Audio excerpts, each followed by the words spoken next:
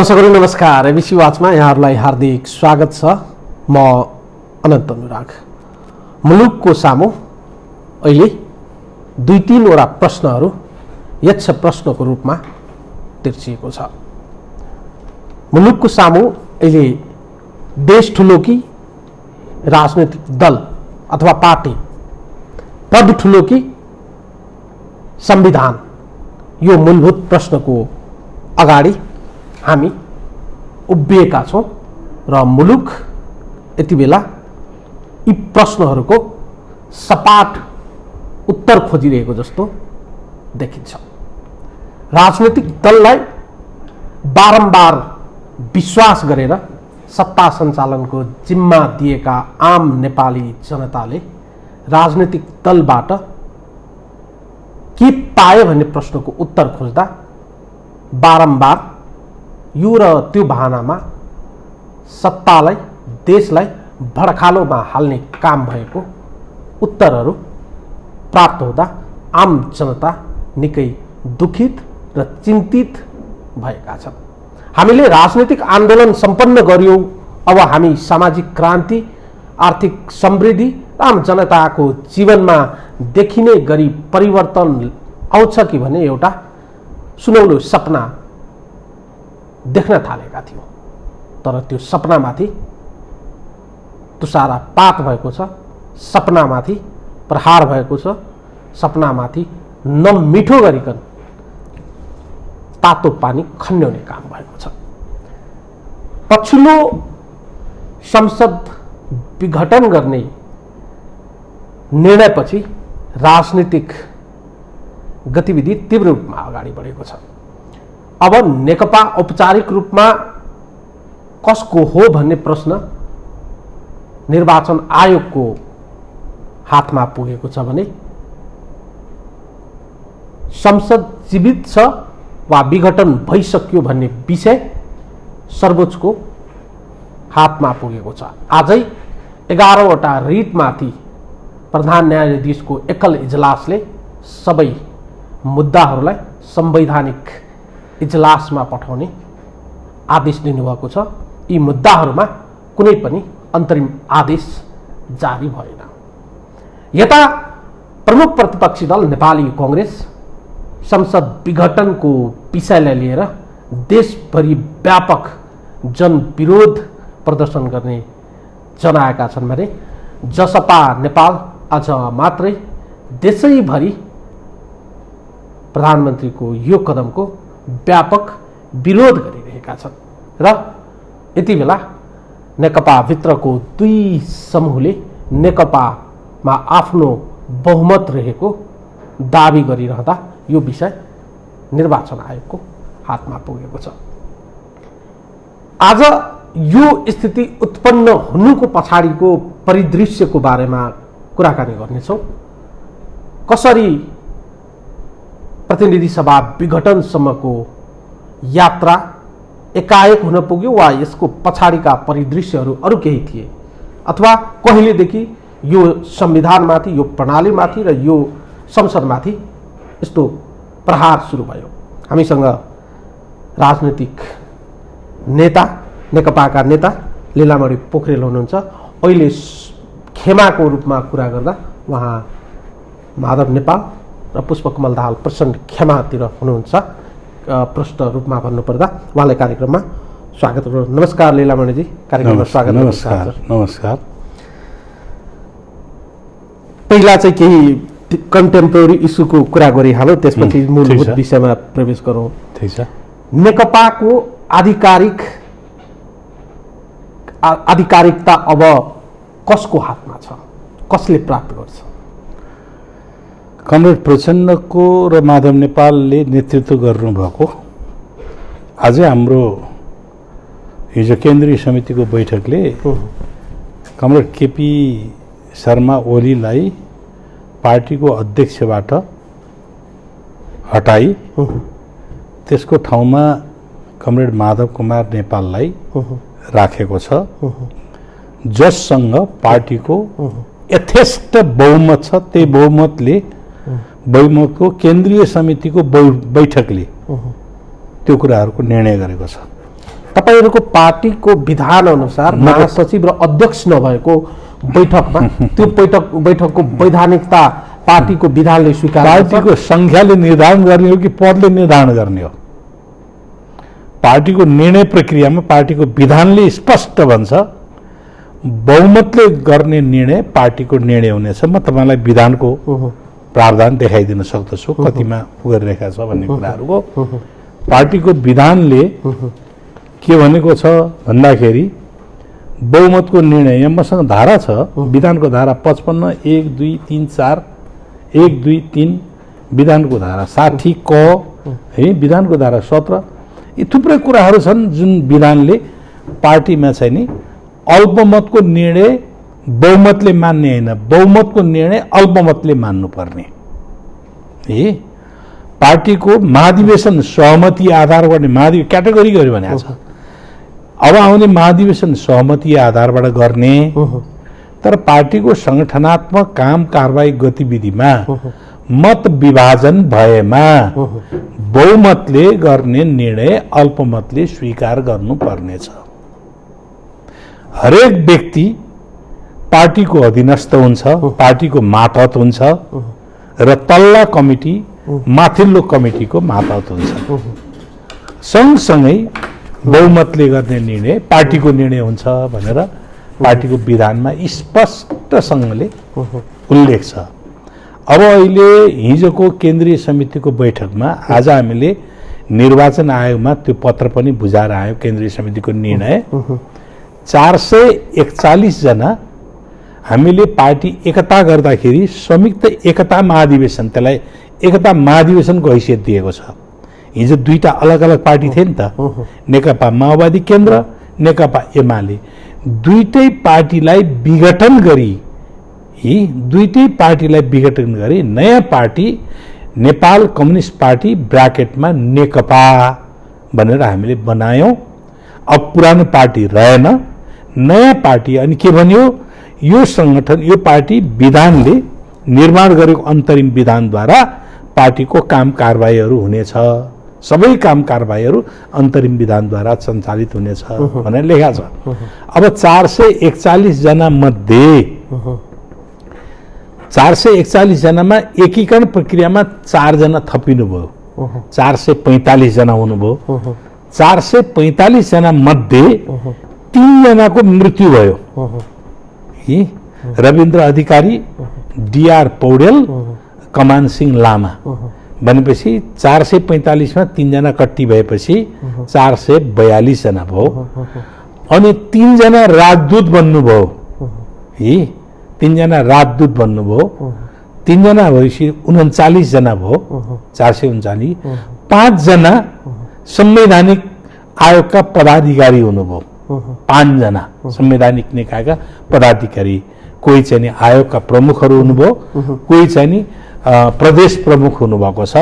त्यसो गर्दाखेरि हामीसँग रहेको बचत भएको संख्या भनेको 434 हो। त्यो 434 मा आजै उपस्थिति हाम्रो बैठकमा उपस्थिति भएको, केन्द्रीय समितिको हिजोको बैठकमा उपस्थित भएको संख्या भनेको 369 के 269 के अरे 79 होइन 79 289 भनेपछि लगभग झन्डै 2/3 सायद पुग्यो होला। प्लस 3 जना कमरेडहरूको 287 को हस्ताक्षर, 3 जनाको हामी उपस्थित हुन नसकेको, टाढा भएको हुनाले भनेर आफूले उहाँ इमेल मार्फत आफ्नो चाहिँ उपस्थिति जनाएको पत्र निर्वाचन आयोगमा समेत हामीले लगेर दिएका छौँ। 290 जना हामीलाई मौखिक रूपले टाढा भएर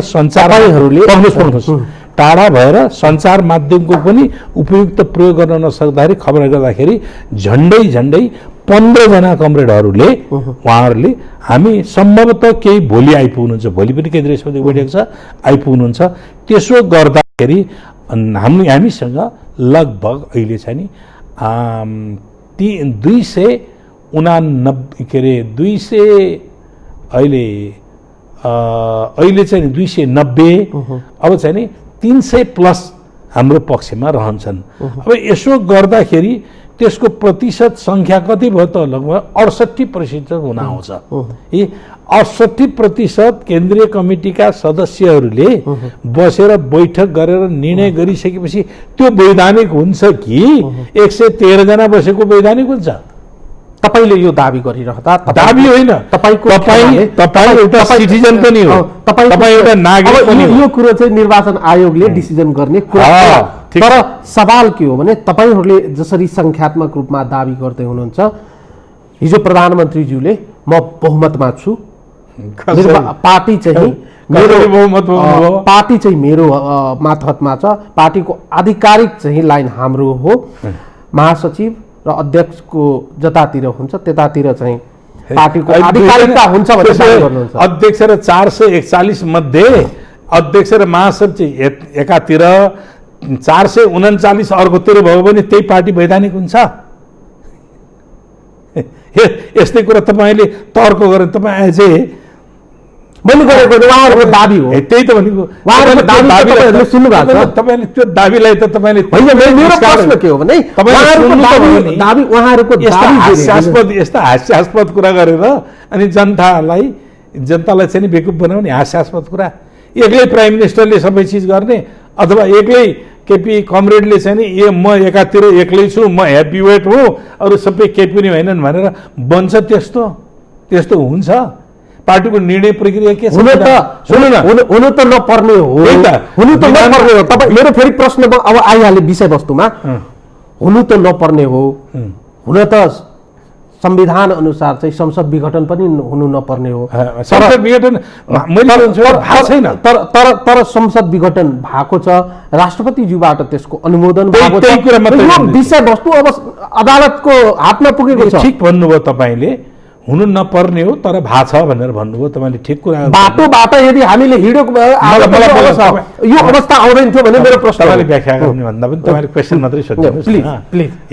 हुन त नपर्ने हो भनेर भन्नुभयो तर भएको छ भन्दाखेरि हाम्रो संविधानले के व्यवस्था गरिदियो भने प्रधानमन्त्रीले गरेको कुरालाई राष्ट्रपतिद्वारा लालमोहर लागिदियो, सदर भयो भने त्यो कानुन सरह बन्छ भनेर त्यो व्यवस्था भएको कारणले गर्दाखेरि हामी कोर्टमा गएका हौँ, हामी पनि गयो कोर्टमा होइन। तर प्रधानमन्त्रीको मात्रै निर्णयले केही पनि हुँदैन थियो। अहिले हामीले के भन्छौँ भने संसद विघटन भएकै छैन भन्छौँ। कोर्टसँग पनि हाम्रो यही रहन्छ दाबी, संसद विघटन गर्नका निम्ति के हुनु पर्दछ त भन्दा संसद विघटन गर्नका निम्ति पनि कानुनी र संवैधानिक प्रक्रिया हुनुपर्छ। एउटा न्याय व्यवस्थामा, कानुनी व्यवस्थामा एउटा महत्त्वपूर्ण चिज प्रिन्सिपल के छ भने कानुनी मान्छेले, कानुनी भनेको देशको राज्यको राजस्व खाएर काम गरिरहेको मान्छेले, कानुनी मान्छेले कानुनमा लेखिएको यो गर्नु भनेर लेखिएको कुरा बाहेक कानुनी मान्छेले अरू केही गर्न सक्दैन, केही गर्न पाउँदैन। त्यो बुझायो हाम्रो, अन्डरस्टुड बुझाएन। It is a principle. यो न्याय व्यवस्थाको सिद्धान्त हो, कानुनी सिद्धान्त हो यो। तर प्राकृतिक मान्छेले जसले राजस्व खाइरहेको छैन, प्राकृतिक मान्छेले कानुनमा नगर्नु भनेका कुरा बाहेक ऊ सबै गर्न पाउँछ। उहाँ त कानुनी मान्छे हो, प्रधानमन्त्री। कानुनी मान्छेले कानुनमा नभएको, यो संविधानमा नभएको कुरा कसरी गर्नुभयो? कुन धाराले के उहाँलाई विघटन गर्नका निम्ति कुन धाराले दियो उहाँलाई अनुमति? उहाँले धारा 76 भन्नुभएको छ। 76 को धारा के हो? 76 को धारा आम जनतालाई पनि म निवेदन गर्दछु, धारा संविधानको धारा 76 मा के लेखिएको छ भने निर्वाचन सम्पन्न भएपछि, अहिले त निर्वाचन आएन हो, निर्वाचन भएको पनि 2.5 वर्ष 3 वर्ष हुन लागिसक्यो है, सरकार चलाइसकेको छ, लगभग 3 वर्ष सरकार चलाउन थालिसकेको छ है। निर्वाचन सम्पन्न भइसके पछाडि बनेको संसदको संरचनामा यदि बहुमत कुनै पार्टीले ल्यायो भने त उसैले सरकार बनाउँछ, सिद्धियो। बहुमत कसैको भएन भने त्यहाँ के गरेछ व्यवस्था, 2 वा 2 भन्दा बढी दलहरू मिलेर हामीसँग बहुमत सदस्यहरूको समर्थन छ भनेर उनीहरूले त्यो हस्ताक्षर गएर राष्ट्रपति कहाँ हामीले सरकार बनाउँछौँ, फलानुलाई प्रधानमन्त्री बनाउँछौँ भनेर भन्यो भने प्रधानमन्त्री बन्यो, सिद्धो त्यो पनि। त्यो पनि स्थिति भएन, 2/2 दल बढी दल पनि मिल्न सकेनन्। रहेपछि त्यहाँ अर्को प्रोभिजन के छ, प्रावधान के छ भने संसदमा सबैभन्दा बढ्ता सिट ल्याउने दल, त्यो दलले मैले सरकार बनाउँछु र मैले 30 दिनभित्र संविधानले व्यवस्था गरे अनुसार मैले 30 दिनभित्र विश्वासको मत प्राप्त गर्छु भन्यो भने उसलाई सरकार बनाउन दिइन्छ।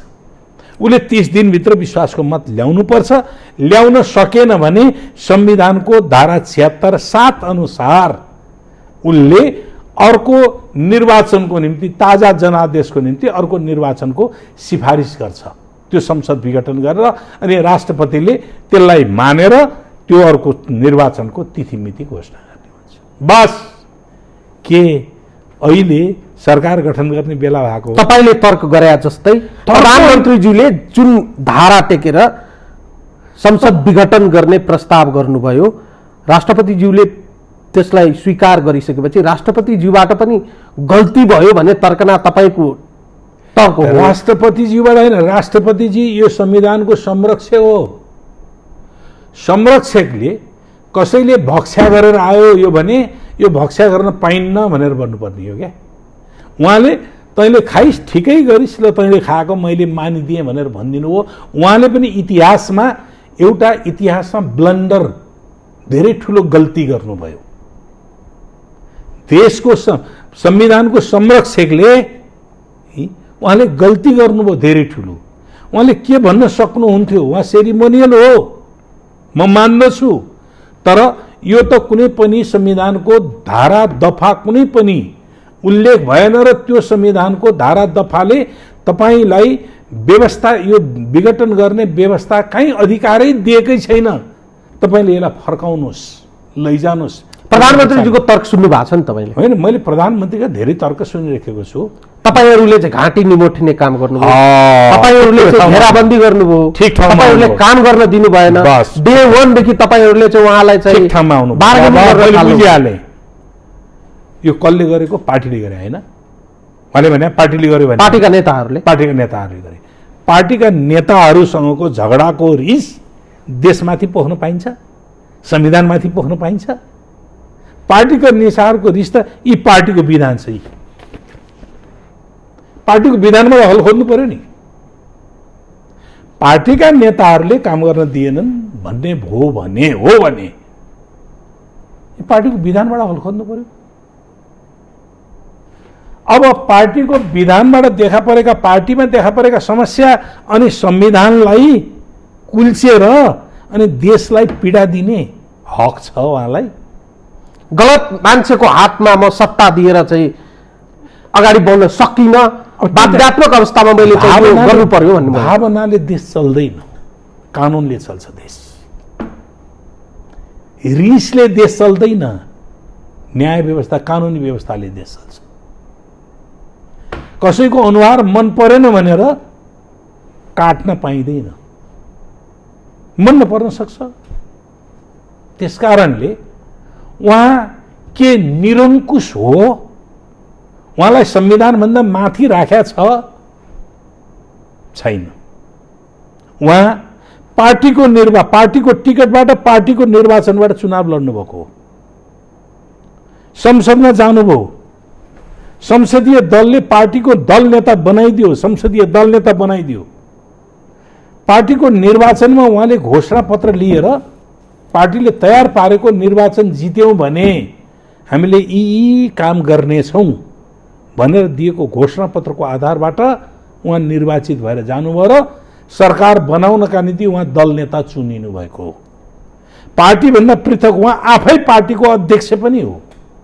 एउटै मान्छे म आधा प्रधानमन्त्री हुँ, पार्टीसँग जोडिँदैन, म आधा पार्टीको अध्यक्ष हुँ, सरकारसँग जोडिँदैन भन्न मिल्छ? फेरि यो राजनीतिक प्रणाली, यो राज्य व्यवस्था विगतमा बेलायतको अनुसरण गरिएका संसदीय व्यवस्थाको प्रकृतिको होइन। संसदीय व्यवस्था त भन्यौं, तर बेलायती प्रकृतिको, वेस्टमिनिस्टर मोडेल भन्छन् नि, त्यो प्रकृतिको व्यवस्था होइन यो। यसमा त्योभन्दा पृथक हामीले धेरै कुराहरू अगाडि बढाएका छौँ। हामीले के भन्यौँ, सङ्घीयता भन्नु भन्यौँ। सङ्घीयताको मोडालिटी हामीले समावेशी समानुपातिक प्रतिनिधित्वको प्रणाली व्यवस्था गरेका छौँ। समानुपातिक समावेशी प्रणालीको व्यवस्था गरेका छौँ। त्यो वेस्टमिनिस्टर मोडेलमा छैन। हामीले सङ्घहरू तीनवटा सरकारको परिकल्पना गरेका छौँ र व्यवस्था गरेका छौँ। संवैधानिक व्यवस्था छ। हामीले सङ्घीय सरकार, प्रदेश सरकार, स्थानीय सरकार, तीनवटा सरकार छन्। संवैधानिक हैसियत छ उनीहरूको। स्थानीय सरकार प्रशासनिक इकाइ होइन। म कुरा गर्छु, प्रशासनिक इकाइ होइन। सङ्घले स्थानीय सरकारलाई विघटन नै गर्न नसक्ने व्यवस्था छ। कानुन बनाउँछ ऊ आफै कानुन बनाएर लागू गर्छ र सङ्घीय कानुनको विपरीत नजाने गरिकन उसले कानुन बनाएर, संविधानको विपरीत नजाने गरिकन कानुन बनाएर लागू गर्न सक्छ। हामी विभिन्न प्रकारका आयोगहरू छन् जो संवैधानिक हैसियत छ उनीहरूको आयोगहरूको। जनजातीय आयोगको छ, मानवाधिकार आयोग छ, दलित आयोगको छ, महिला आयोगको छ, किसान आयोग के अरे समावेशी आयोग छ। यी थुप्रै आयोगहरू छन् जसको हैसियत संवैधानिक हामीले दिएका छौँ। त्यस कारणले गर्दाखेरि यो वेस्टमिनिस्टर टाइपको winner gets everything, loser loses everything भन्ने होइन यो। त्यस कारणले हामीले समावेशी समानुपातिक प्रतिनिधित्व प्रणाली, तपाईँले राष्ट्रिय सभालाई अविछिन्न संसदको रूपमा तपाईँले दाबी गरे जस्तै यो विषयलाई अलिकति फरक दायरामा हेरौँ। यो संविधान जारी गर्दाको तत्कालीन सभामुख हुनुहुन्थ्यो सुभाष नेमाङ। उहाँ संविधानका ज्ञाता पनि हुनुहुन्छ। संविधानको बारेमा संविधान लेखिने बेलामा उहाँको भूमिका पनि एकदमै राम्रो रहेको तपाईँ हामी सबैलाई थाहै छ। आज यो स्थिति उत्पन्न हुँदा प्रधानमन्त्रीजीको छेउमा तात्कालीन सभामुखज्यू बसिराख्नु भएको छ। यो संविधानको स्पिरिट, मूल मर्म र यसको व्याख्या चाहिँ उहाँलाई थाहा छैन। यस, ठिक कुरा उठाइदिनु भयो। यो सायद तपाईँले हेर्नुभयो होला। यो एउटा अनलाइनमा आएको हो। मलाई लाग्छ यो अमित ढकालजीले सुभाषजीसँगका पुराना संवादका कुराहरू प्रकाशित गर्नुभएको छ। त्यति बेला के भन्नुभएको रहेछ सुभाषजीले भने, संसद भङ्ग गर्न पाउने अधिकार प्रधानमन्त्रीले संसद विरुद्ध छडीका रूपमा प्रयोग गर्छन्, तर नेपालको प्रजातान्त्रिक अभ्यासमा यस्तो प्रावधानको दुरुपयोग भएकोले यसलाई नयाँ संविधानबाट हटाइयो। सुभाषजीको भनाइ कोड अनकोड छ। अब के भन्नुहुन्छ सुभाषजी? यो संविधानबाट त्यसरी भङ्ग गर्ने अधिकार झिकियो, हटाइयो भन्नुभएको छ। सुभाषजी अब के भन्नुहुन्छ? अधिकार छ भन्नुहुन्छ? अब सरकारको कानुनी सल्लाहकार न्यायाधिवक्ता अग्नि खरेलजीको पनि त्यही भनाइ छ। हाम्रो चुनाव प्रणालीमा कुनै पनि दलले बहुमत प्राप्त गर्न गाह्रो छ। त्यस्तो अवस्थामा प्रधानमन्त्रीलाई संसद भङ्ग गर्ने अधिकार दिनु उपयुक्त हुँदैन। हिजोको अभिव्यक्ति हो उहाँको। अब उहाँले सरकारको पक्षबाट के, प्रधानमन्त्रीको पक्षबाट के बहस गर्नुहुन्छ? अब यो विषयलाई फेरि अदालतको कोर्टमा लगेर हेरौँ। अदालतको कोर्टमा गइसकेपछि, अदालतको इजलासमा पुगिसकेपछि, प्रधान न्यायाधीशजीको एकल इजलासमा 12वटा भन्दा बढी मुद्दाहरू पुगिसकेपछि अन्तरिम आदेश हुन नसक्नु र यसलाई संवैधानिक इजलासमा पठाउनु र प्रधानमन्त्रीजीले भन्नुहुन्छ म बहुमतमा छु, मैले गरेको निर्णय अदालतले रोक्न मिल्दैन। मैले अघि भनिहालेँ नि, उहाँले सडक छाप केन्द्रीय समितिलाई भन्नुभयो, संयुक्त केन्द्रीय समितिको अधिवेशनले पारित गरेको थियो। केन्द्रीय समितिको 441 निर्वाचन आयोगमा पहिलेको सिग्नेचर छ, 441 जनाको सिग्नेचर छ। पछि पठाएको 4 जनाको पनि सिग्नेचर छ। अब निर्वाचन आयोगले पनि त्यसलाई, त्यो सिग्नेचर र त्यसका सदस्यहरूलाई त्यसको नाममा पनि भिडाउला नि त।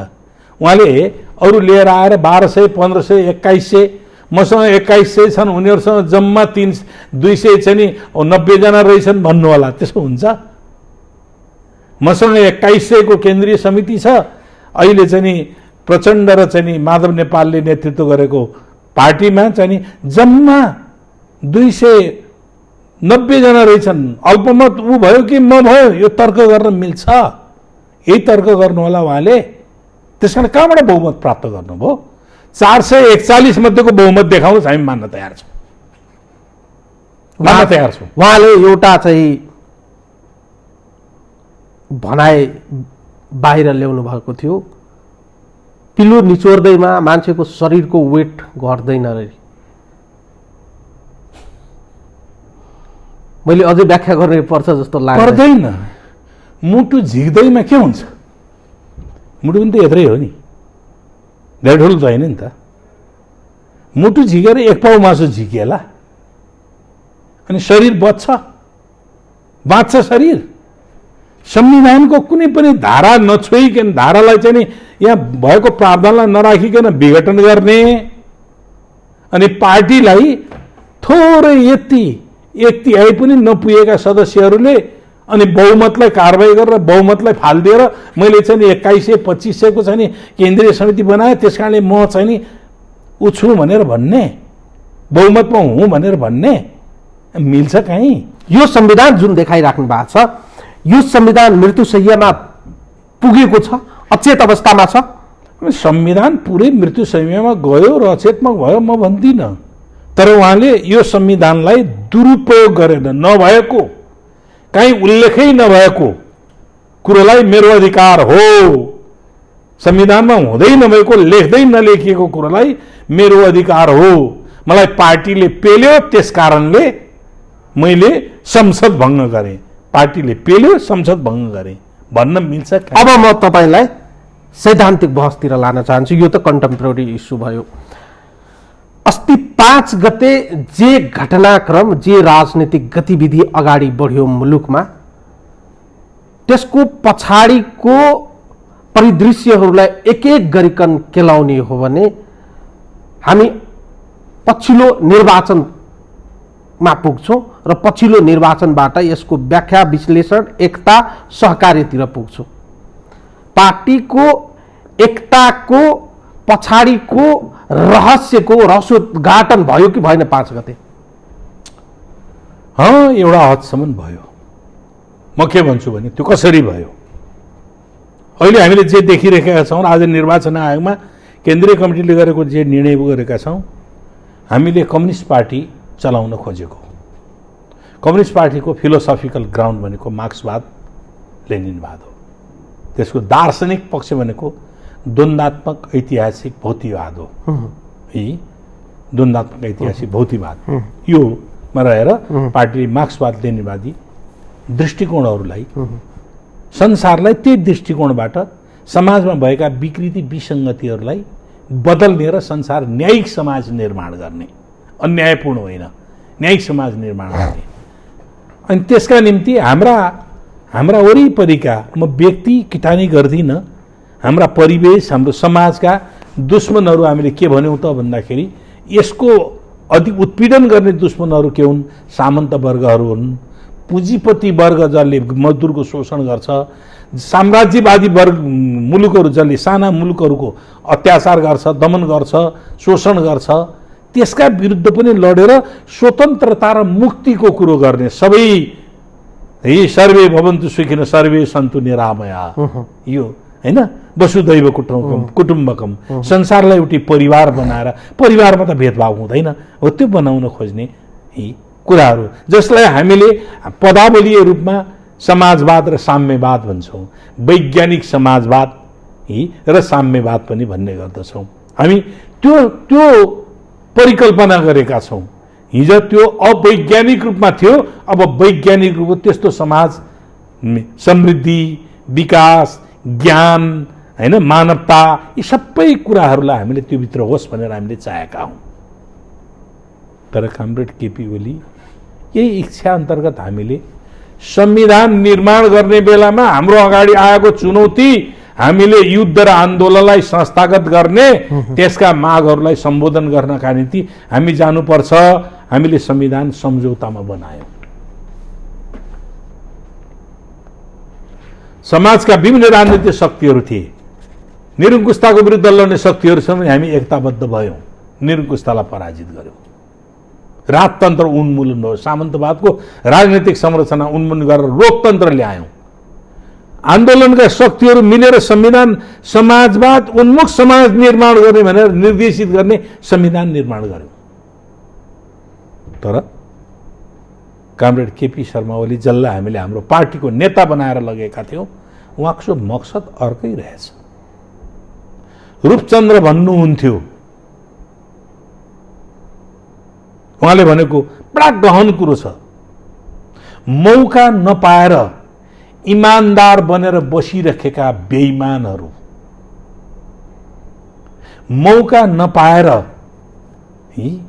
इमानदार बनेका बेइमानहरू, बेइमान बन्नका निम्ति नि मौका चाहिने रहेछ। त्यही मौकाको पर्खाइमा हुनुहुँदो रहेछ। त्यो पर्खाइ भनेको के हो? म पार्टी एकता गरेर यो देशको प्रधानमन्त्री बन्छु र सर्वे सर्वा भनेर अरूलाई म तह लगाउँछु। के यही हो उद्देश्य? कम्युनिस्ट पार्टीको उद्देश्य त्यही थियो। अहिले त मैले भन्नुपर्छ, हिजो आन्दोलनको बेलामा,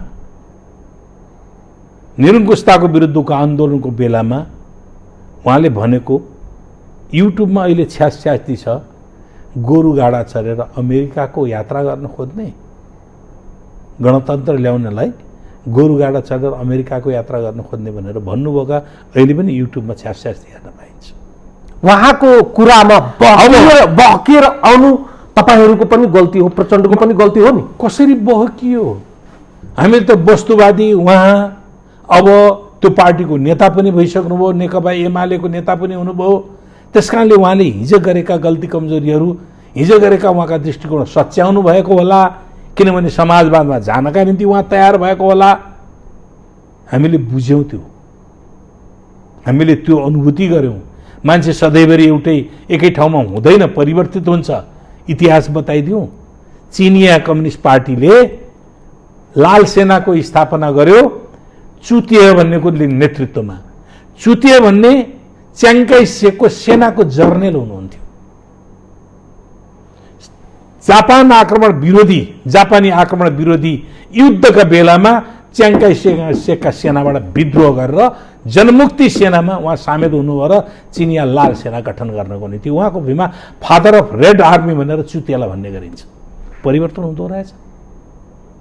भारत हामीले पनि सोच्यौँ हिजोको उहाँको जुन खालको सोच थियो त्यो सोचमा परिवर्तन आयो होला। अहिले यही संविधान अन्तर्गतको प्रधानमन्त्री भएर संघीयता, गणतन्त्र, धर्मनिरपेक्षता, समावेशी समानुपातिक प्रतिनिधित्वको प्रणाली, मौलिक अधिकारका कुराहरूको ग्यारेन्टी गर्ने कुराहरू गर्दै जाँदाखेरि क्याबिनेटको बैठकमा म संघीयताको पक्षधर होइन भन्नुहुन्छ, मन्त्री परिषदको बैठकमा होइन। माओवादीलाई मान्दे, माओवादीले भने हुनाले मान्देको पो त तपाईसँग म भनेको छलकपट गर्ने हो। तपाईसँग यो म वार्तालाप गरिरहँदा तपाईसँग यो बीचमा धेरै पटक म वार्तालाप गरेँ। पार्टीभित्रको आन्तरिक विवादको कारणले धेरै पटक तपाईँले धेरै कुराहरूलाई चाहिँ व्यक्त गर्नुभयो। सुध्रिन्छ कि अझै सपार्न सकिन्छ कि अझै ट्र्याकमा ल्याउन सकिन्छ तपाईँले अभिव्यक्त गर्नुभएको थियो। तर आज फेरि पनि म तपाईँलाई सोध्न चाहन्छु, पुस 5 गते जे कदम चालियो त्यो अभरदिन नाइटको योजनामा आधारित थियो वा यो वर्षौंदेखिको एउटा लामो सोच चिन्तन ठिक मैले बुझेँ बाट आएको? कुनै पनि घटनाक्रम ओभर द नाइट हुँदैन। गाडीको दुर्घटना मात्रै आकस्मिक हुन्छ, प्लेनको दुर्घटना आकस्मिक हुन्छ, मेसिनरी चिज हो। मेसिनरी चिजमा आकस्मिक फेलियर हुन्छ, तर माइन्डको दिमाग चाहिँ आकस्मिक फेलियर हुँदैन। आकस्मिक होइन यो उहाँको श्रृङ्खलाबद्ध रहेछ भन्ने कुराहरूको यो क्लाइमेक्स हो, यो उच्चतम रूप हो। किन कस्तो श्रृङ्खला मिलिरहेको छ? उहाँ नाकाबन्दीको बेलामा राष्ट्रवादको ढोङ गर्नु हो। हामीले के भन्यो? वाह, केपी ओली कामरेड जसले राष्ट्रियताको यस्तो अडान लिनुभएको छ, हामी सलाम ठोक्छौँ। हामीले भन्यो तपाईँलाई म बताइदिन्छु, नक्सा प्रकाशित गर्ने हाम्रो दिम्पिया धुरा सहितको नक्सा प्रकाशित गर्ने बेलामा नीति कार्यक्रममा नक्सा प्रकाशित गरिनेछ भनेर राख्नुहोस् भन्दाखेरि राख्ने र राखिएको थिएन। त्यसै दिन बिहान जुन दिन संसदमा सम्बोधन थियो त्यसै दिन बिहान सचिवालयका कमरेडरलाई बोलाइयो, ल भन्नुहोस् यसमा तपाईँहरूको राय के हो। उहाँहरूले भन्नु भरे 4 बजे तपाईँ स्टेटमेन्ट दिलाउँदै हुनुहुन्छ, अहिले सोधेर के गर्ने। तर 2टा कुराहरू राख्नुहोस्, 2-3टा कुराहरू राख्नु छुटाउनुहुन्न। एउटा, सिङ्गो देशले नक्सा प्रकाशित गर्ने भनेको छ, बाटो इन्डियाले नेपाली भूमिमा बाटो बनाइसके पछाडि र नक्सा बनाइसके पछाडि नेपाली भूमिलाई समेटेर कालापानी क्षेत्रको नक्सा भारतीय भूमिमा गाभिसके पछाडि नेपालले आफ्नो नक्सा बनाएर काला पिम्पिया धुरा सहितको नक्साको हामी चाहिँ बनाउनुपर्छ भने सिङ्गो देश एकमत भएको छ। नीति कार्यक्रममा उहाँले राख्नु भएको छैन, छुटाउनु भयो। उहाँको दिमागमा भएको भए त त्यो रहन्थ्यो। त्यसपछि उहाँहरूले भन्नुभयो त्यो नक्सा प्रकाशित गर्ने कुरा राख्नुहोस्। राख्ने र भन्नुभयो, राख्ने र भन्नुभयो, होइन राख्नुपर्छ भनेर सबैले भनिसकेपछि त्यहीँबाट टेलिफोन गरेर मुख्य सचिवलाई टेलिफोन गरेर त्यो बुँदा पनि समावेश गर्नु पर्यो भनेर उहाँले ड्राफ्ट गरेर पठाउनु भयो। अब अर्को, कोभिड-19 को सम्बन्धमा सम्पूर्ण ध्यान केन्द्रित गरेर जनतालाई सुरक्षित बनाउनु पर्यो, त्यो सरकारको कर्तव्य हो। जनतालाई बाँच्न पाउने हक यति बेला सरकारले दिनुपर्दछ, त्यसमा केन्द्रित गर्नुपर्छ भन्नु भनियो। उहाँले भन्नुभएको छ सुन्नुहोस्, मेरो योजना, मेरो भूमिका र मेरो योगदानलाई नजरअन्दाज गर्ने, अन्दाज र नजरअन्दाजको कुरै छैन यहाँ। राष्ट्रियताको पक्षमा, सार्वभौमिकताको पक्षमा हामी चट्टानी अब्दान लिने मान्छेलाई तपाईहरुले घेराबन्दी गर्ने, तपाईहरुले काम गर्न नदिने, तपाईहरुले चौतर्फी रूपमा चाहिँ आक्रमण गर्ने उहाँले भन्नुभएको छ। त्यही त उहाँले के भन्नुभएको छ, उहाँका कुराको खण्डन भन्दा म यथार्थताको कुरो बोध गराउन खोजिरहेको छु। उहाँले नक्सा बारेमा त्यो भन्नुभएको थियो, नक्सा प्रकाशित भयो, निर्णय भयो, नक्सा प्रकाशित भइसकेपछि हामीले क्या वा कामरेड केपी भनेर हामीले ताली पिट्यौँ। गर्यो त, सरकारको नेतृत्व गरिरहेको बेलामा गर्यो, केपी प्रधानमन्त्री भएको बेलामा त्यो कुरा भयो, हामीले त राम्रो मान्यौँ नि त। तर प्रधानमन्त्री केपीले भारतसँगको सम्बन्ध सुधारको भन्ने नाममा देशको प्रधानमन्त्रीले भारतीय जासुससँग प्रोटोकल एउटै मिल्छ। सामन्त गोयल आएर विशेष विमानबाट आए, दिउँसो राति 3 घण्टा भेटे, 12 बजेसम्म भेटे, अर्को दिन बिहान हिँडे। अनि भनियो प्रचार के गरियो, शिष्टाचार भेटघाट गर्न आएको। विशेष विमानबाट गुप्तचरको प्रमुख शिष्टाचार भेटघाट गर्न आउँछ? त्यसले 3टा प्रश्न उभ्याइदियो। पहिलो कुरो, नेपालको सम्मान र प्रतिष्ठालाई भारतले के आँकिदियो त भन्दाखेरि तेरो हैसियत मेरो गुप्तचरको प्रमुख सरहको हो भनेर बनाइदियो, होच्याइदियो। दोस्रो, देशको सम्मान लज्जास्पद, देश लाज लाग्ने स्थितिमा हाम्रो सम्मान पुर्याइदियो। तेस्रो, मैले त त्योबाट 2 देशको बीचको संवादको ढोका खोले, यसले त राम्रो सन्देश दियो नि। यदि कसैले प्रश्न गर्छ भने नर्क जाने बाटो, असल इच्छाले नर्क जाने बाटो बनाइसकेपछि कहाँ पुगिन्छ? राम्रै सदिच्छाले नर्क जाने बाटो बनाइयो भने कहाँ पुगिन्छ? नर्कै पुगिन्छ नि त, स्वर्ग त पुगिँदैन। यो तपाईले तर्क गरिरहँदा बिचैमा सोध्न मन लाग्यो, पुस 5 गतेको कदम आन्तरिक राजनीतिको पटाक्षेप मात्र होइन कि यसमा अन्तर्राष्ट्रिय शक्तिहरूको पनि यसमा मेरो दाबी साथमा भन्छु। आज भारतीय सञ्चार माध्यमहरूका प्रतिक्रिया हेर्नुहोस्। भारतीय सुरक्षा हिजोको जर्नल जसले आज प्रतिक्रिया दिएका छन्, भारतीय राजदूतले नेपालमा काम गरेको थिए उनको प्रतिक्रिया दिएका छन्। के भनेका छन् उनीहरूले? त्योभन्दा अगाडि भारतीय जनता पार्टीसँगको सम्बद्ध एउटा पत्रिकाले, उत्तर प्रदेशमा प्रकाशित भएको पत्रिकाले के भनेको थियो? तपाईलाई जानकार हुनुहुन्छ? के भने उनीहरूले? श्रृङ्खलाबद्ध कुनै पनि, मैले भने नि, घटनाक्रम भनेको, विचारको घटनाक्रम भनेको आकाशै एकै दिनको परिवर्तनबाट हुँदैन, त्यसको श्रृङ्खलाबद्ध सम्बन्ध हुन्छ। मलाई भन्नको निम्ति मलाई बडा लाज शरम पनि भइरहेको छ। मेरो देशको प्रधानमन्त्रीले एउटा अर्को राष्ट्रको गुप्तचरलाई आफ्नो हैसियतमा संवाद गर्छ। शिष्टाचार भेटघाट भने के हो? हाम्रो देशको गणेश अधिकारीसँग आएर भेटेर संवाद गरेर निष्कर्ष निकालेर प्रधानमन्त्रीज्यू म मिसनमा आएको थिएँ, अर्कै हाम्रो कार्यक्रम सिद्धियो, म तपाईँसँग भेटघाट गरेर बिदा हुन आएँ भने द्याट इज कर्टसी कल। त्यो शिष्टाचार भेटघाट हो, त्यो शिष्टाचार यो। अनि यसको श्रृङ्खलाको पछाडिपट्टि यी घटनाहरू घट्दै गएका छन्। राजनीति बारेमा अलिकति बुझ्ने मान्छेले के भन्छ त? सोझो मान्छेले पनि के भन्छ, ओहो सामन्त गोयल आयो, एक्लै भेटे, रातिमा भेटे, संसद अध्यादेश जारी भयो, संसद विघटन गयो, चुनाव हुने भयो, देश त डुब्ने भयो, 20-25 अरब रुपियाँ खर्च हुने भयो, कोभिड-19 मान्छे मरिरहेका छन्, उनीहरूले उपचार पाएका छैनन्, सरकारले भन्छ पैसा हालेर खर्च गर, सरकारी अस्पतालले डिपोजिट नगरिकन उपचार गर्दैन। के हो त भन्नुहोस् त? पोजिटिभ क्रिटिसिजम गर्छु अब म, है। यति विधिभित्रै मुलुकलाई अप्ठ्यारो पार्ने, संवैधानिक शून्यतातर्फ अगाडि धकेल्ने, मुलुकको लोकतान्त्रिक मूल्य मान्यता, संविधान र हाम्रो प्रणालीलाई नै ध्वस्त बनाउने किसिमको योजना बनिरहँदा प्रचण्ड जस्तो नेता, तपाईहरू जस्ता सैद्धान्तिक बहस गर्ने नेता, माधव कुमार नेपाल जस्ता पूर्व प्रधानमन्त्री, त्यही अर्का पूर्व प्रधानमन्त्री झलनाथ खनाल जस्ता नेताहरूलाई छनकसम्म पनि नहुनु यो तपाईहरूको गल्ती हो। अब छनक प्रशस्तै भएर धेरै पटक यस्ता कुराहरूलाई रोक्ने प्रयत्न गरियो, त्यसैले पार्टीको बैठकबाट समाधान खोजियो। प्रचण्डले भनेको सुन्नुभयो, 300 पटक बालुवाटार धाए भनेर। 300 पटक बराबरको हैसियतको अध्यक्ष हो नि त। उहाँको प्रोटोकल फरक के हो भने प्रधानमन्त्री हुनुहुन्छ, देशको सरकारको प्रोटोकल 300 पटक।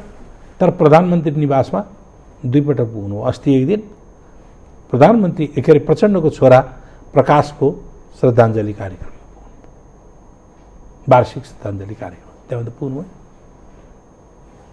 300 पटक ह्युमिलेट भएर एउटा अध्यक्षले अर्को अध्यक्षसँग भेटेर कुराकानी गर्नका निम्ति 2 घण्टा कुर्नुपर्ने स्थिति त सुनिहाल्यो नि। बैठक बस्न मान्दिनँ, म बैठक बस्दिनँ, बैठक बोलाउँदिनँ। किन बोलाउने? केन्द्रीय समितिका यो विधान अनुसार केन्द्रीय समितिका सदस्यहरूले स्थायी समितिको बैठक माग गरे, स्थायी समितिका सदस्यले बैठक माग गरेपछि 1/4 सदस्यहरूले 25% सदस्यहरूले बैठक माग गरेपछि 15 दिनभित्र बैठक बोलाउनु पर्ने वैधानिक व्यवस्था छ। कुल्चिदिनु हो तिमीले बैठक बोलाउने। वैशाख 10 गते हामीले बैठकको माग गरेका थियौँ। वैशाख 10 गते बोलाएको वैशाख 25 गतेभित्र बैठक बोलाउनु पर्ने थियो। असार 10 गते बल्ल बैठक बोलाउनु भयो। बैठक बोलाइसके पछाडि बैठक बोलाएर छलफल सुरु भयो। 7वटा एजेन्डा हामीले तय गरेका थियौँ। एजेन्डामा छलफल राम्रैसँग हुँदै थियो। समस्याहरू बारेमा थिए, पार्टीका समस्या थिए, सरकारका काम कारबाहीका मूल्याङ्कन थिए, सुझावहरू थिए, सच्याउनु पर्ने थियो, आलोचनाहरू पनि थियो। हुन्छ त बैठकमा। अनि मेरो आलोचना भयो भनेर बाहिर गएर मलाई सरकारबाट हटाउन खोजे मेरै पार्टीका नेताहरू र विदेशी भारतीय समेत लाग्यो भनेर भाषण गर्ने नि। अनि त्यसै दिन उहाँले अर्को पार्टी नेकपा एमाले भन्ने नाम पुरानो उहाँको नामको पार्टी दर्ता गर्नुभएको छ। त्यसै दिन उहाँको निर्देशनमा। अनि के भन्नुहुन्छ भन्नुहोस् त? आकस्मिक भएको हो। अनि प्रचण्डले छनक पाएन, झलनाथले छनक पाएन। छनक प्रशस्त पाउँदा पाउँदै नै पार्टीलाई पनि बाइपास। सरकार त एक्लै, मन्त्री परिषदका बिचरा मन्त्रीहरू निरीह बबुरा छन्, बोल्न सक्दैनन्। एउटा मातृकाले बोल्थ्यो, त्यसलाई निकालिदिनु भयो। मातृकाले प्रधानमन्त्रीको स्वेच्छाचारितामाथि उसले आलोचना गर्थ्यो क्याबिनेटको बैठकमा। आलोचना भने आफ्ना कार्यालय। तपाईँ हेर्नुहोस् त, गृह मन्त्रालयको अधिकार कसले प्रयोग गरिरहेको छ? अस्ति भर्खर एआइजीमा एकजना व्यक्ति प्रमोसन हुनुभयो। दरबन्दी थिएन, केही पनि दरबन्दी थिएन। दरबन्दीको निम्ति सर्वेक्षण गरेर के कति चाहिन्छ भन्ने कुरा सर्वेक्षण गरेर नीतिगत रूपमा तयार पार भनेर राज्य व्यवस्था समितिले निर्देशन दिइरहेका छ। ओएमएन गरेर ओएनएमएन गरेर भनेर सर्वेक्षण गरेर व्यवस्था गर भन्ने छ। तर त्यो नगरिकन त्यो नियुक्ति नगर दरबन्दी छैन भनेर निर्देशन दिएको छ। निर्देशन दिएको अर्को दिन पदोन्नति गरिदिन्छ। फेरि कसले ल्याउँछ त फेरि पोजिटिभ क्रिटिसिजम है कसले ल्याउँछ? फेरि गृह मन्त्रालयको अधिकार प्रयोग गर्छ। प्रधानमन्त्री कार्यालयको छ नि बसेको छ नि मन्त्रीले, बिना विभागीय मन्त्रीले, गृह मन्त्री रामबहादुर थापा बादलको अधिकारको प्रयोग हो। अनि अर्कोले गर्ने हो पोजिटिभ फेरि पोजिटिभ क्रिटिसिजम गरौँ। यो समग्र प्रक्रियामा प्रधानमन्त्रीजी एक्लै दोषी हुनुहुन्छ भने तर्कना गर्ने हो भने त्यो तर्कसँग आम जनता सहमत हुने ठाउँ देखिन्न। यसमा ल ठिक छ, प्रचण्डजी पनि ल ठिक छ, यसको भागीदारी हुनुहुन्छ, माधवजी पनि भागीदारी हुनुहुन्छ, झलनाथजी हुनुहुन्छ, तपाईँ पनि हुनुहुन्छ। आज जुन अवस्थामा मुलुक गएर चाहिँ संवैधानिक र राजनैतिक सङ्कटमा फस्यो, यसमा केवल प्रधानमन्त्रीज्यूले मात्रै दोष दिएर उम्किन पाइँदैन भने आम जनताको बुझाइ हो। कसले भन्यो तपाईँलाई? आम जनताले भनिराखेका छन्। यसमा 60% ओलीजीको गल्ती हो भने 40% त गल्ती प्रचण्डजीको पनि होइन। किन होइन भने मैले त्यसैले भने आएन कि 300 पटक किन धाउनु होला त?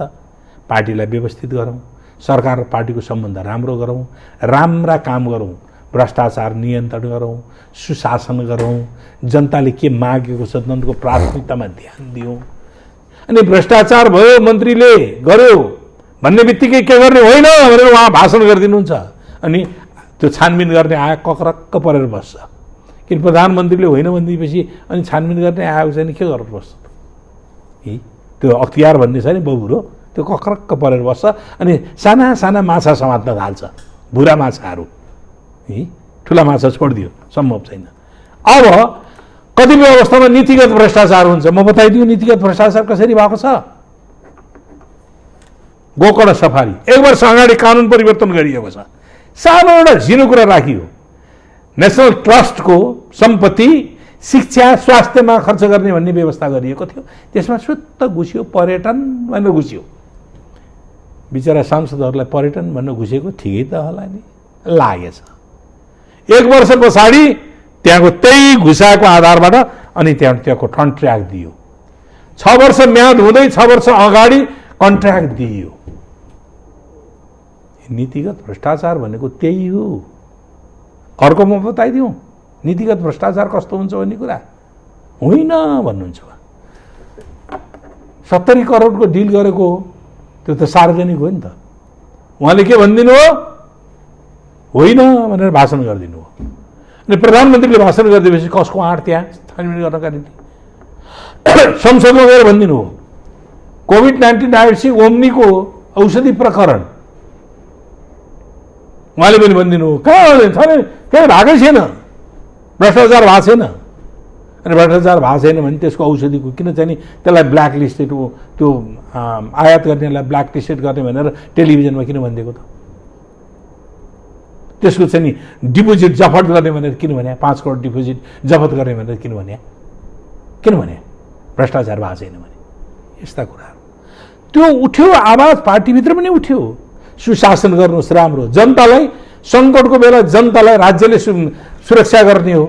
अनि जुन बेला जङ्गा मारमा परेको छ त्यति बेला के भनिदिने भन्दाखेरि पैसा तिरेर उपचार गर है, जोसँग जसले तिर्न सक्दैन कबुल गर, म तिर्न सक्दैन, म गरिब छु भनेर कागज गर, अनि मात्रै सरकारले गरिदिन्छ। त्यो पनि अदालतले आदेश दिएपछि। म एउटा प्रश्न गर्छु त्यसपछि म निकास गर्न जान्छु। त्यस कारणले गर्दाखेरि हर क्षणमा उहाँले गरेका गलत क्रियाकलापको रोक्नका निम्ति पार्टीले धेरै प्रयत्न गर्यो। धेरै हामी पनि भयौँ, रोक्न सकेनौँ। त्यो हाम्रो कमजोरी होला, किनभने उहाँ एक्लै स्वेच्छाचारी बनिदिनु हो। क्याबिनेटमा मन्त्रीहरू नआउँदै मन्त्री परिषदको निर्णय भनेर चाहिँ नि अध्यादेश जारी गर्नको निम्ति कुनै मन्त्री परिषद कसैलाई थाहा छैन। त्यो मन्त्री परिषदमा निर्णय भएको होइन। त्यो म प्रधानमन्त्री हुँ, अरू मन्त्रीहरू त मेरा सहयोगी हुन्। त्यो सहयोगीसँग मैले किन सल्लाह गर्ने? उहाँले लेखेर पठाइदिनु भयो। निकासको विषयमा कुरा गर्नुभन्दा अगाडि अन्तिम प्रश्न गर्छु तपाईँको पार्टीभित्रको र सैद्धान्तिक र आम रूपमा नेपालभित्रको कम्युनिस्ट पार्टीहरूको बारेमा। यो देशलाई कम्युनिस्ट पार्टीको नेतृत्वमा सरकार तपाईँले एउटा कुरा गर्नुभएको थियो, म कुरा गर्नु यो पदभन्दा तपाईँले पृष्ठभूमिमा राख्दाखेरि पद ठुलो कि संविधान ठुलो, देश ठुलो कि दल ठुलो, देशको हितमा सोच्ने कि दलको हितमा, पदको हितमा सोच्ने कि संविधानको हितमा भनेर भन्नुभएको थियो नि। म त सपाट उत्तर छ मेरो, दल ठुलो होइन संविधान ठुलो। अहिले त त्यही कुराहरू त त्यही गलत भयो भन्ने कुराहरू उहाँको आफूको देखेर देश ठुलो कि दल ठुलो भन्नु भन्दाखेरि पद ठुलो कि संविधान भन्दाखेरि पद ठुलो बनाउनु हो उहाँले, संविधान काचाकुचिक पार्नु हो। देश ठुलो कि दल ठुलो भन्नु भन्दाखेरि उहाँले देशको हितको कुरा गर्दैन। मैले भने नि 25 अरब रुपियाँ चुनावमा खर्च हुन्छ, 25 अरब रुपियाँ कोभिडमा खर्च गर्ने हो भने भ्याक्सिन आउँछ, 50 अरबको बजेट बनाउन थाल्यो, 50-60 अरबको बजेट बनाउन थालिएको छ, भ्याक्सिन आउँछ। नेपाली जनताले बाँच्न पाउने थिए, यो अकाल मृत्युबाट जोगिन पाउने थिए, अनि चुनावमा लगेर धकेलिदिने नहुने चुनाव। अब अर्को यो कुनै आधारै छैन, के आधारमा टेकेर सर्वोच्चले यो के अरे संसद विघटन सदर गर्छ, के आधारमा गर्छ? सर्वोच्चले फैसला गर्ने पनि के हो त भन्दाखेरि यही संविधान टेकेर गर्ने हो। प्रधानमन्त्रीको अधिकार के छ भनेर गर्ने हो। हावामा प्रधानमन्त्रीको अधिकार परिकल्पना गरेर गर्ने होइन। प्रधानमन्त्रीलाई लाग्यो त्यसकारण त्यो भने निरङ्कुशता हो, कानुनभन्दा माथिको कुराहरू हो। हिजो मौसुम सरकारलाई लागेको बेलामा जे पनि गरिबक्सन्थ्यो। हिजो मौसुम सरकारले 5-6 मिनट समय छ, म 2-3वटा प्रश्नको उत्तर लिइहालौँ। त्यसो हो यसरी बुझौँ अब, वा आम जनतालाई यसरी भान पर्यो यो देशलाई कम्युनिस्टको नेतृत्वमा सरकार फापेन कि भनेर सोच्ने दिन आयो? होइन, एकदमै सर्वथा गलत हो। किन सर्वथा गलत हो भने उहाँ कम्युनिस्ट आचरण, विचार, चिन्तन, कार्यप्रणाली केहीमा पनि हुनुहुन्न। प्रचण्डभन्दा ओलीभन्दा के अरे प्रचण्डभन्दा त 10 वर्ष पहिले कम्युनिस्ट पार्टीको सदस्यता लिनुहुनु भएको छ भन्नुभयो। है डाक्टर के अरे केशरमणि पोखरेल कम्युनिस्ट पार्टीको सदस्य भएको धेरै पहिले हो, तर उहाँ काङ्ग्रेस भएर मर्नुभयो, काङ्ग्रेस हुनुभयो, काङ्ग्रेसमा सामेल हुनुभयो। अनि रूपलाल विश्वकर्मा हर्रेबर्रे काण्डदेखि लिएर के अरे जुगेडी काण्ड गर्ने नेता, मतलब त्यहाँका सुकुम्बासीहरू बनकरहरूलाई लिएर आएर उनीहरूलाई जमिनदारले अथवा चाहिँ नि सुदखोरले लिएको चाहिँ नि गरेको चाहिँ अत्याचारका विरुद्धमा विद्रोहमा उतार्ने नेता। उहाँले कम्युनिस्ट छोडेर उहाँ फेरि उहाँ पनि भन्नु कम्युनिस्ट पार्टी छोडेर उहाँ मर्नुभयो। है नेपालको इतिहासमा मात्रै होइन, चीनको इतिहासमा उत्तराधिकारी भनेर घोषित गरेको लिन पियाओ माओको उत्तराधिकारी भनेर घोषित गरेको पार्टीले घोषणा गरेको, माओलाई मारेर चाँडै अध्यक्ष बन्न मन लाग्यो। माओ जाने ट्रेनमा दुर्घटना गराउनका निम्ति उहाँले चाहिँ नि षड्यन्त्र गरे, उनले षड्यन्त्र गरे, उनी मारिए। संसारमा यस्ता घटनाहरू, रुस समाजवाद थियो, गोर्बाचौले पुँजीवादमा रूपान्तरण गर्थे, पतन त गर्दो रहेछन् त। त्यस कारण यो पतनको श्रृङ्खला हो। उहाँ विचार, दृष्टिकोण, व्यवहार, कार्यप्रणाली कुनै पनि कुराहरूमा कम्युनिस्ट हुनुहुन्न र पनि उहाँलाई बोक्ने थुप्रै साथीहरू हुनुहुँदो रहेछ। विचारहरू केही त डरमा होलान्, केही लोभमा होलान्, केहीको आसक्ति होला, केहीको पद होला, म पद दिन्छु, मन्त्री पद दिन्छु, म केहीलाई पैसा होला के म पैसा दिन्छु, विचारको कारणले त्यहाँ कोही पनि गयो। क्विकली 2-3वटा अझै सोधिहाल्छु एकदम फटाफट। अब अझै पनि ठाउँ बाँकी छ यो अहिलेको गतिविधिलाई चाहिँ ट्र्याकमा ल्याउनको लागि। गतिविधि ट्र्याक ल्याउँदै अब अहिले पोलिटिकली 2 किसिमले सोचिएको छ, 3 किसिमले भनौँ न। एउटा पोलिटिकली सोच्यौँ, पोलिटिकल प्रेसर गर्नुपर्छ, यसको कन्डेम गर्नुपर्छ, जनताको बिचमा पुर्याउनु पर्दछ। अर्को साङ्गठनिक रूपमा सोच्यौँ, हाम्रो सङ्गठन व्यवस्थापन गर्नुपर्छ। तेस्रो कानुनी रूपमा पनि सोचिएको छ, कानुनी उपचार। किन प्रधानमन्त्रीले विघटन गरेको भए मात्रै पनि हामी मान्दैन थियौँ। राष्ट्रपतिले लालमोहर लगाइसकेपछि राज्यको अन्तिम निकाय जसले लालमोहर लगाएर त्यसलाई कानुनको हैसियत दियो। कानुनको हैसियत दिएपछि हामीले उपचारका निम्ति सर्वोच्च अदालत, जसले संविधान र कानुनको व्याख्याता हो, त्यसलाई हामीले के गरेका छौँ भने उचित यो संविधान अन्तर्गत रहेर तिमीले व्याख्या गरेर यसको बारेमा फैसला गर। मलाई लाग्दैन यो संविधान बाहिर गएर प्रधानमन्त्रीले गरेको फैसला, प्रधानमन्त्रीले गरेको सिफारिस प्रधानमन्त्रीको अधिकारभित्र पर्छ भन्ने कुरा न्यायालयले फैसला गर्दैन। त्यस्तो नहोस्, यदि अदालतले यसलाई चाहिँ सही कदम भनेर फैसला गर्यो भने त्यसपछि चाहिँ यो गर्यो भने प्रेडिक्सनमा नजाउँ न, अनुमानमा नजाउँ, सर्वोच्च अदालतप्रति विश्वास गरौँ।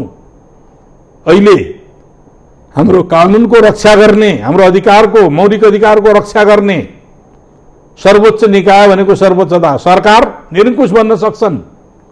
त्यही प्रिन्सिपलका आधारबाट न्याय व्यवस्थालाई स्वतन्त्र न्यायालय भनिएको, स्वतन्त्र न्याय व्यवस्था भनिएको, कसैको प्रभावमा नपरिकन जनतालाई न्याय दिने, संस्थाहरूलाई न्याय दिने, राष्ट्रलाई न्याय दिने भनेर बनाएको संरचना हो। म त्यसरी बुझ्छु। यदि कसैले दुर्नियतपूर्ण गर्यो भने त दुर्भाग्य हुनेछ। मलाई लाग्दैन त्यो दुर्भाग्य अब चाहिँ नि निम्त्याउनु पर्छ। लोकतान्त्रिक पद्धतिमा नयाँ जनादेशका लागि जनतामा निर्वाचन जनादेश समय पुग्नु पर्यो के, चाँडै मार्ने भने आयु छ, बिरामी पनि छैन, आयु छ, तेरो आयु सिद्धियो भनेर गला रेट्दिने तगडा छ, रोग पनि लागेको छैन, केही पनि छैन, तेरो आयु फल्नाले यति वर्ष भनेको थियो यो ज्योतिषले हेर्ने बेलामा, त्यसकारण अब त आजदेखि मरिस भनिदिने सोच सकारात्मक हो। तर यस पछाडिका अझै केही अनुमानहरू पूर्वाधार जनादेश भनेको त प्रधानमन्त्री संसदमा पहिले पुग्नु पर्थ्यो, पर्सि 17 गतेभित्र संसद बोलाउनु पर्थ्यो, त्यही 17 गते संसदमा आउनु डराउने। उहाँलाई पार्टीले केही गरेको थियो भने त संसदले गरेको थिएन नि त, केही पनि नै, किन डराएको त? संसद फेस गर्नु पर्थ्यो नि त। अहिले पब्लिक डोमेनमा एउटा डर, त्रास, शङ्का, आशंका र एक किसिमको पूर्वानुमान गरिँदैछ। अहिले केवल संसद विघटन गर्ने निर्णय भएको छ। यदि केही भयो भने योभन्दा पनि फरक शैलीको अझै कडा कदमहरू पनि चाल्न सकिने सम्भावनाहरूको आकलन गरिँदैछ। के हो कडा कदम? उहाँले चाल्ने भनेको इमर्जेन्सी लाउने हो।